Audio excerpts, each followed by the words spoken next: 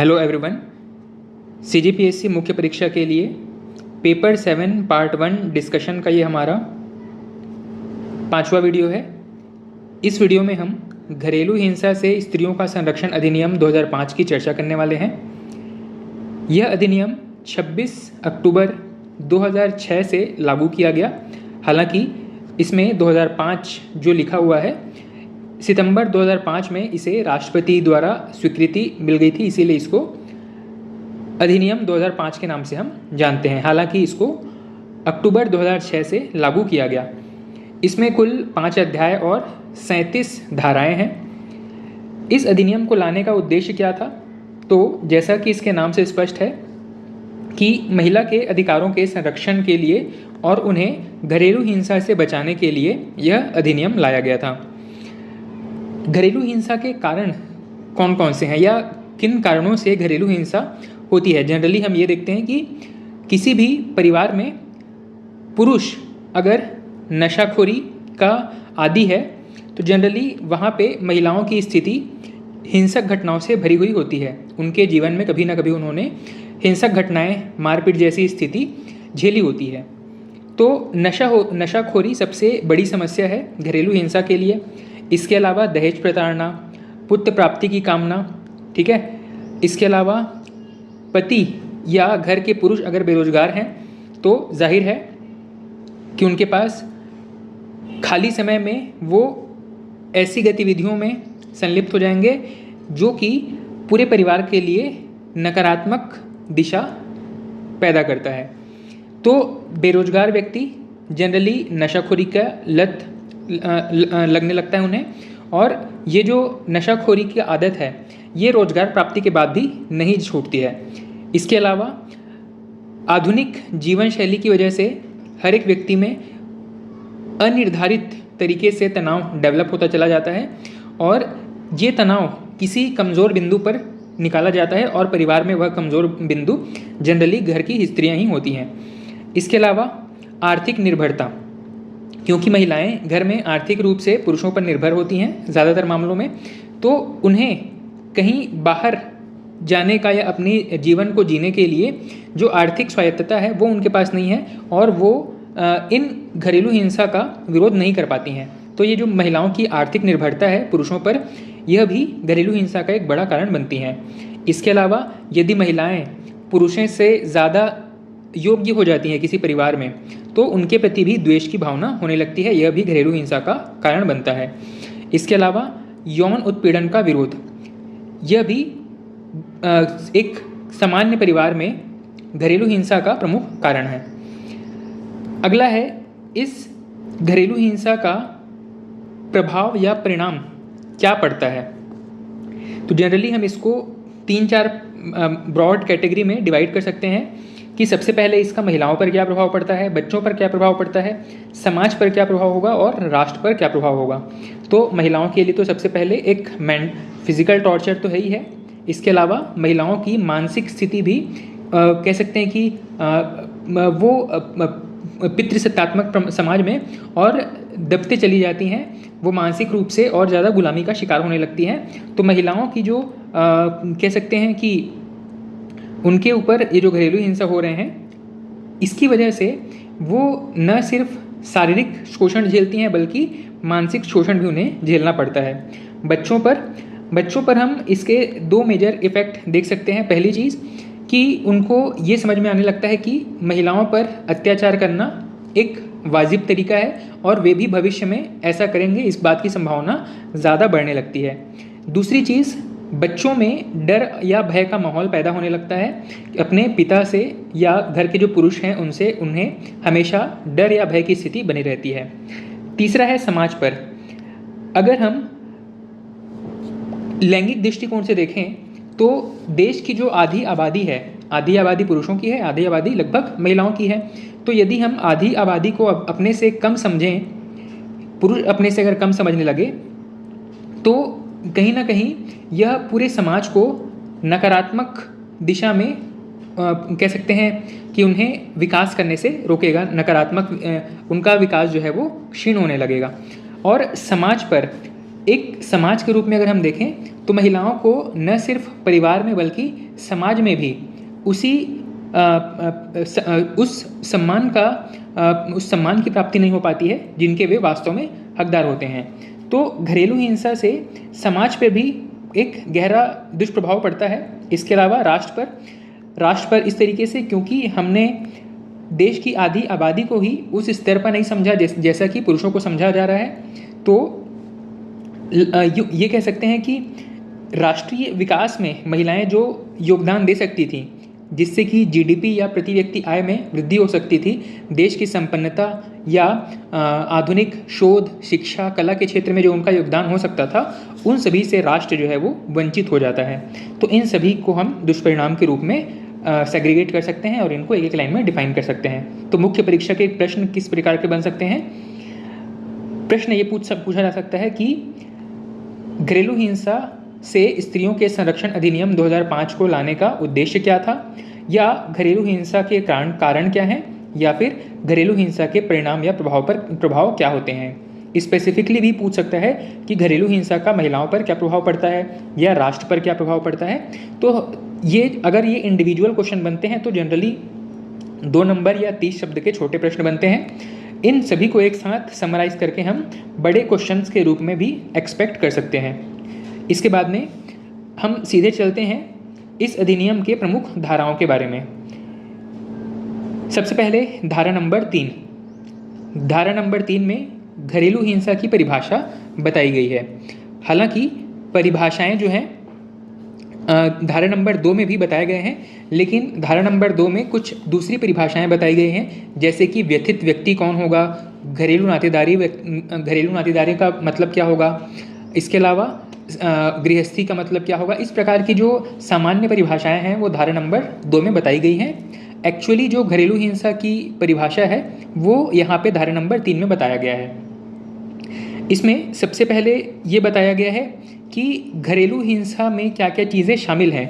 तो घरेलू हिंसा में शामिल होगा क्षति पहुंचाना किसी भी स्तर पर, जैसे कि शारीरिक, लैंगिक, मौखिक रूप से या आर्थिक रूप से महिला को क्षति पहुंचाना घरेलू हिंसा माना जाएगा।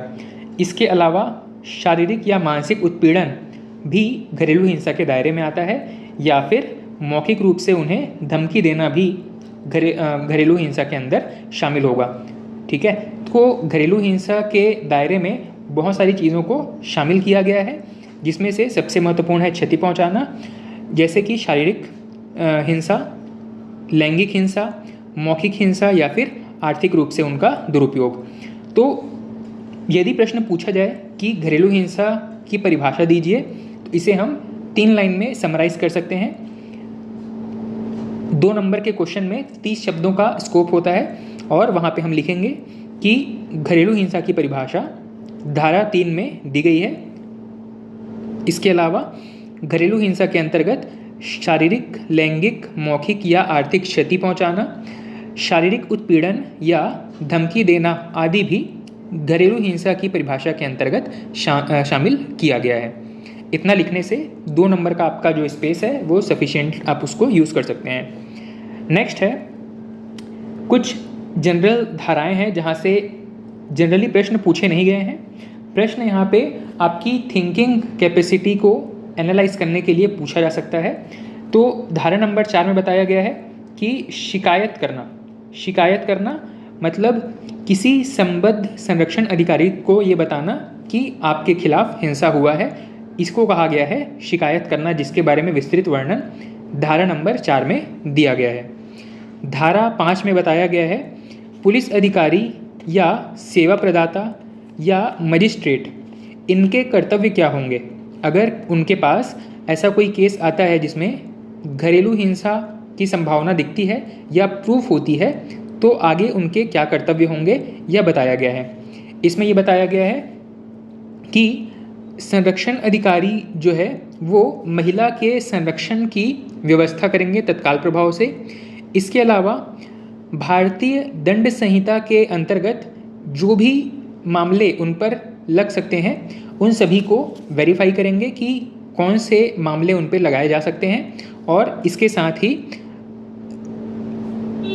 दंड प्रक्रिया संहिता और आपका आईपीसी और सीआरपीसी के अंतर्गत किस प्रक्रिया के द्वारा इन दंड को देने का प्रावधान है, इन सभी को कोर्ट के द्वारा जैसे ही अनुमति मिलती है तो जो अपराधी व्यक्ति होगा, ठीक है, जिसके खिलाफ जिनका शोषण हुआ है या जिनको घरेलू हिंसा का सामना करना पड़ा है, उनको संरक्षण देते हुए और जो अपराधी हैं उनके खिलाफ दंडात्मक कार्रवाई की जाएगी।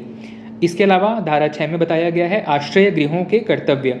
यदि कोई पीड़ित व्यक्ति, आश्रय गृहों का मतलब क्या है कि ये एक ऐसा स्पेस है जहाँ पे कोई पीड़ित व्यक्ति आकर के आश्रय प्राप्त कर सकता है, ठीक है। मतलब मान लो किसी महिला को घरेलू हिंसा का सामना करना पड़ा है तो जनरली पुलिस केस करने के बाद वो उस घर में तो वापस नहीं रह सकती है, तो ऐसे कंडीशन में सरकार उसकी कस्टोडियन है और उनको किसी सुरक्षित आश्रय गृह में भेजा जाएगा, ठीक है। सरकार प्रत्येक जिले में उन महिलाओं के संरक्षण के लिए संरक्षण अधिकारियों की भी नियुक्ति करती है और साथ ही उनके रहने के लिए आश्रय गृहों की भी व्यवस्था की जाती है, जहाँ पे इस प्रकार के केस में पीड़ित महिलाओं की या पीड़ित व्यक्ति को वहाँ पर आश्रय दिया जाता है। इसके बाद में धारा नंबर 8 यहाँ पे संरक्षण अधिकारी की बात किया गया है, सॉरी यहाँ पे धारा नंबर 7 यहाँ पे बताया गया है चिकित्सीय सुविधाओं के कर्तव्य। उन्हें जो पीड़ित व्यक्ति है उनको प्रॉपर मेडिकल एग्जामिनेशन करवाना यह भी सरकार की जिम्मेदारी है। इसके बारे में धारा 7 में बताया गया है। धारा 8 में बताया गया है संरक्षण अधिकारी के बारे में। यहाँ पे संरक्षण अधिकारी का तात्पर्य है जो अधिकारी महिलाओं के खिलाफ जो घरेलू हिंसा हुए हैं उन पीड़ित महिलाओं की सुरक्षा करना या उनको संरक्षण देने के लिए जिस अधिकारी की नियुक्ति की गई है सरकार द्वारा, उन्हें संरक्षण अधिकारी कहा गया है और इनकी नियुक्ति हर जिले में होती है। धारा नंबर 9 में बताया गया है संरक्षण अधिकारी के कर्तव्य। सबसे पहली चीज़, इन्हें 2 पार्ट में कैटेगराइज किया गया है। पहला है मजिस्ट्रेट से संबंधित। मजिस्ट्रेट से संबंधित उनके कर्तव्य क्या होंगे? पहली चीज़ है कि महिलाओं को या जो पीड़ित व्यक्ति है उनको यथाशीघ्र सहायता दिलवाना, उनकी रिपोर्ट लिखना, उनके दर्ज किए गए केस के हिसाब से इन्वेस्टिगेशन स्टार्ट करवाना और महिलाओं को उचित मुआवजा दिलवाना या उन्हें जिस भी प्रकार से उनकी सहायता हो सकती है वो दिलवाना उनका काम होगा। साथ ही यदि किसी महिला के मान लीजिए किसी विवाहित महिला के साथ मान लीजिए कोई इस तरीके की घरेलू हिंसा देखने को मिलती है, तो जो संरक्षण अधिकारी है उनके पास अपने आसपास उपलब्ध जो सेवा प्रदाता हैं, सेवा प्रदाता कहने का मतलब है कि जो भी उनके पास ऐसे संरक्षण गृह है जहाँ पे इन महिलाओं को रखा जा सकता है, इनकी एक सूची होनी चाहिए, ठीक है, ताकि वो जो संरक्षण अधिकारी है तत्काल उन महिलाओं की सहायता करते हुए उन्हें उन संरक्षण गृहों तक पहुँचा सके। तो उनके पास ऐसी एक सूची होनी चाहिए, यह भी इस धारा नंबर 9 में वर्णित है, ठीक है। तो मजिस्ट्रेट से संबंधित उनके पास क्या क्या कर्तव्य हैं? सबसे पहली चीज़, उन्हें सहायता करने के लिए तत्पर होना चाहिए। मतलब महिलाओं का अगर उनके पास शिकायत आया है तो उनको सहायता करना उनकी प्राथमिक जिम्मेदारी है। दूसरा है रिपोर्ट, घरेलू हिंसा की शिकायत प्राप्त होने पर उन्हें एक प्रारूप के हिसाब से, जो भी प्रारूप यहाँ पे डिफ़ाइन किया गया होगा, एक जो फॉर्मेट डिफ़ाइन किया गया होगा, उस फॉर्मेट में इस घरेलू हिंसा की रिपोर्ट बनाना आवश्यक होगा। इसके बाद में है अनुतोष। अनुतोष का मतलब है यहाँ पे जो व्यथित व्यक्ति है किसी संरक्षण आदेश को जारी करने के लिए अनुतोष का दावा करने की इच्छा अगर रखता है तो उसे आवेदन करना पड़ेगा। आवेदन किसके पास किया जाएगा? संरक्षण अधिकारी के पास। यहाँ पे अनुतोष का मतलब है किसी प्रकार का मुआवजा या फिर क्षतिपूर्ति, ठीक है। तो जो अनुतोष या जो सेटलमेंट है उसके लिए इन्हें संरक्षण अधिकारी के पास आवेदन करना पड़ेगा निश्चित फॉर्मेट में। और आखिरी है सूची। सूची का मतलब है कि जो संरक्षण अधिकारी है उसके पास उन्हें अपने आसपास जो भी फैसिलिटी है उन सभी की सूची होनी चाहिए कि कौन कौन से उनके पास आसपास आश्रय गृह हैं, कौन कौन सी चिकित्सा सुविधाएं हैं जिनको कि इमरजेंसी सिचुएशन में यूज़ किया जा सकता है, इन सभी की सूची होनी चाहिए उनके पास। नेक्स्ट है व्यथित व्यक्ति।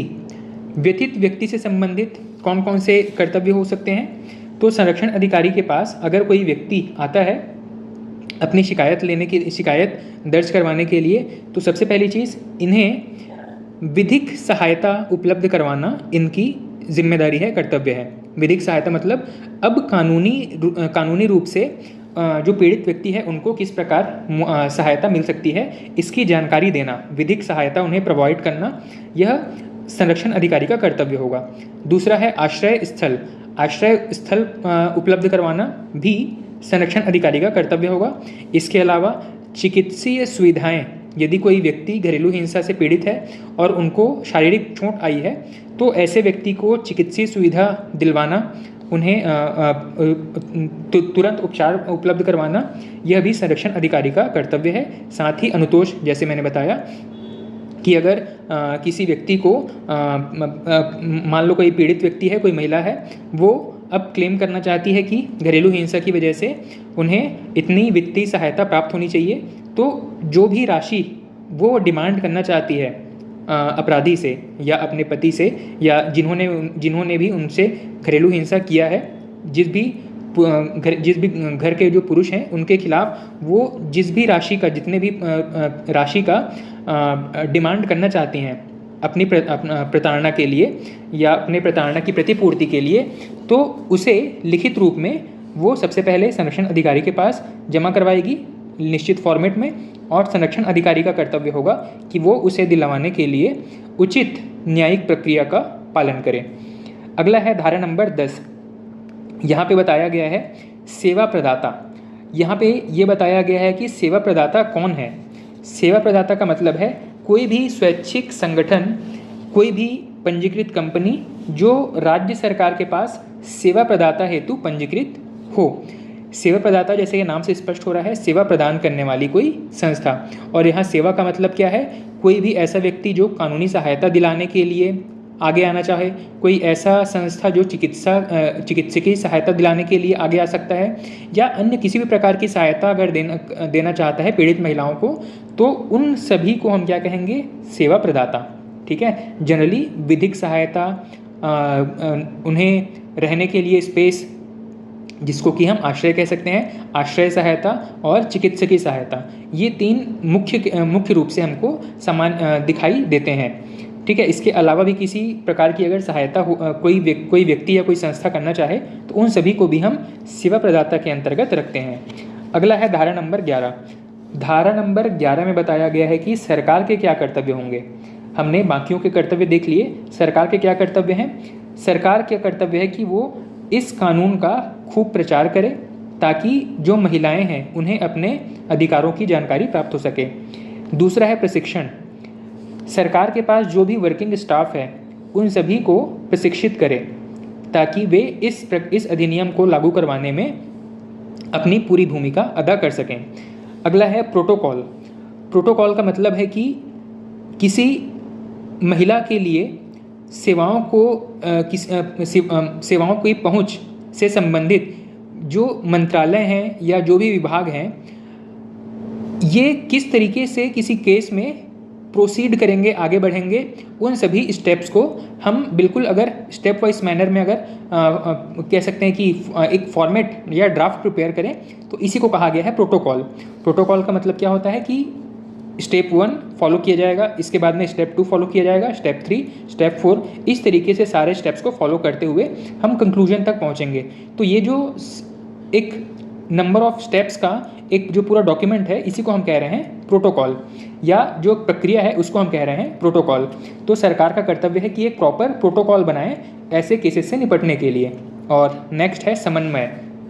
समन्वय का मतलब है कि अलग अलग विभाग अपने अपने तरीके से इन केसेस को सेटल करने का या इन केसेस में इन्वेस्टिगेट करने का या न्याय दिलाने का प्रयास करेंगे, तो सारा का सारा खिचड़ी पकने लगेगा।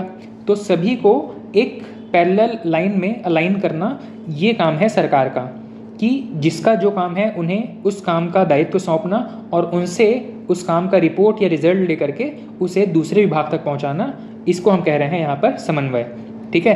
पुलिस का काम है इन्वेस्टिगेट करना या फिर सबूत इकट्ठे करना, उनका काम खत्म हुआ। इसके बाद में एक संरक्षण गृह का काम है महिला को एक गरिमामय जीवन जीने के लिए जो स्पेस है वो प्रोवाइड करना।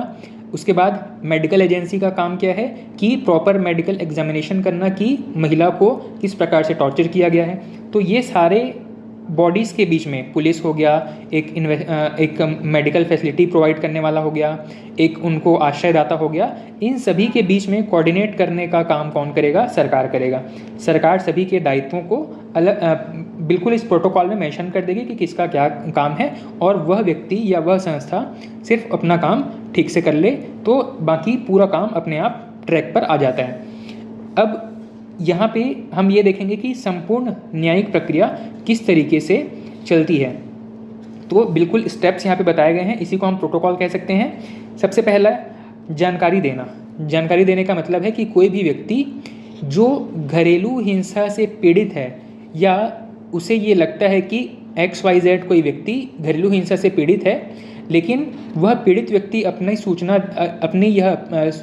देने में असमर्थ है, तो वह व्यक्ति पीड़ित व्यक्ति के बिहाफ में जाकर के संरक्षण अधिकारी को सूचना दे सकता है। ठीक है, इसमें मैंने दो चीज़ें कही, कोई व्यक्ति जो स्वयं पीड़ित है या वह पीड़ित व्यक्ति किसी दूसरे को भेज करके या कोई दूसरा व्यक्ति स्वयं संज्ञान लेते हुए इस पीड़ित व्यक्ति का जो केस है या जानकारी है वो संबंधित अधिकारी को दे सकता है। संबंधित अधिकारी कौन है यहाँ पर?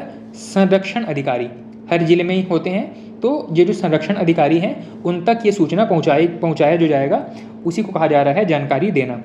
स्टेप 2 क्या है यहाँ पे? मजिस्ट्रेट को आवेदन।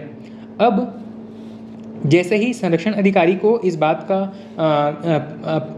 एक इन्फॉर्मेशन प्राप्त हुआ है कि किसी व्यक्ति के साथ घरेलू हिंसा हुआ है और इस बात की लिखित जानकारी उनके पास उपलब्ध हो गई है, तो अब क्या करेंगे? वो अपनी रिपोर्ट प्रिपेयर करेंगे और इसे संबंधित मजिस्ट्रेट को एक एप्लीकेशन के फॉर्मेट में जमा करवा देंगे।